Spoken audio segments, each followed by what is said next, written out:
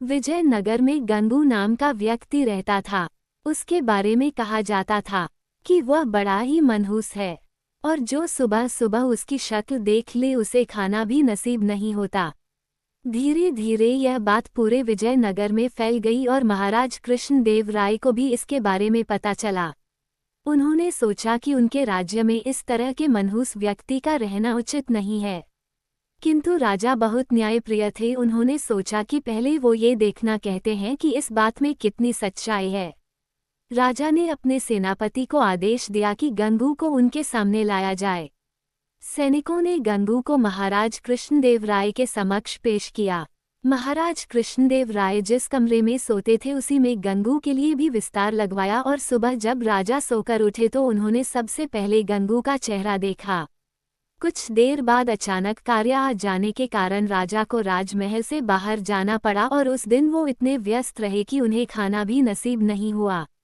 राजा कृष्णदेव राय को यकीन हो गया कि यह सब गंगू का चेहरा देखने के कारण हुआ है। राजा ने सोचा, जब इस व्यक्ति के कारण मुझे भोजन नसीब नहीं हुआ तो शहर के दूसरे लोगों के साथ क्या होता होगा। गुस्से में राजा कृष्णदेव राय ने गंगू को फांसी पर टांगने का आदेश दिया। ये बात पूरे राज्य में फैल गई कि कल गंगू को फांसी दी जाएगी। जब ये बात तेनालीराम को पता चली तो वे सारा माजरा समझ गए और तत्काल गंगू के पास पहुंचे। तेनालीराम को देखकर गंगू रोने लगा और तेनालीराम को पूरी बात बतलाई। तेनालीराम ने गंगू को सांत्वना देते हुए उसके कहा कि जैसा वो कहे गंगू को वैसा ही करना होगा। गंगू भी तेनालीराम की बात समझ गया। दूसरे दिन जब गंगू को फांसी दी जानी थी तभी गंगू से उसकी अंतिम इच्छा पूछी गई। गंगू बोला, मुझे महाराज से मिलकर कुछ बतलाना है, यही मेरी अंतिम इच्छा है। सैनिकों ने महाराज कृष्णदेव राय से गंगू की अंतिम इच्छा बतलाई। महाराज कृष्णदेव राय गंगू की अंतिम इच्छा पूर्ति के लिए उसके पास गए और बोले, बतलाओ गंगू, तुम्हें क्या बतलाना है। गंगू बोला, महाराज, इस राज्य में एक व्यक्ति मुझसे भी ज्यादा मनहूस है। पहले दंड उसे मिलना चाहिए, फिर मुझे। महाराज कृष्णदेवराय राय ने बड़े आश्चर्य से गंगू से पूछा, गंगू, बतलाऊं वह मनहूस व्यक्ति कौन है। गंगू बोला, महाराज, वो मनहूस व्यक्ति कोई और नहीं बल्कि इस राज्य का राजा अर्थात आप हैं। ये सुनकर महाराज कृष्णदेव राय अत्यधिक क्रोधित हुए और बोले, जानते हो गंगू तुम क्या बोल रहे हो, इसके बदले तुम्हें दंड भी मिल सकता है। गंगू बोला, महाराज, मृत्युदंड से बड़ा कोई दंड हो सकता है क्या।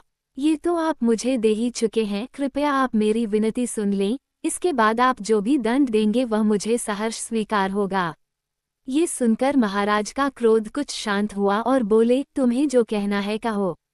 गंगू बोला, महाराज, कल सुबह जब आपने मेरा चेहरा देखा तब आपको दिन भर भोजन नहीं मिला, तब आपने मुझे मनहूस समझकर मृत्युदंड दे दिया।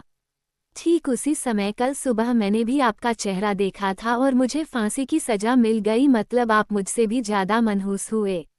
महाराज कृष्णदेवराय को पूरी बात समझ आ गई और उन्हें अपने निर्णय पर पछतावा हो रहा था। उन्होंने तत्काल गंगू की फांसी की सजा माफ कर दी। गंगू को अपने पास बुलाकर पूछा, गंगू, यह विचार तुम्हारे मन में किसे आया। गंगू बोला, महाराज, मुझे तेनालीराम ने ये सब करने की सलाह दी थी।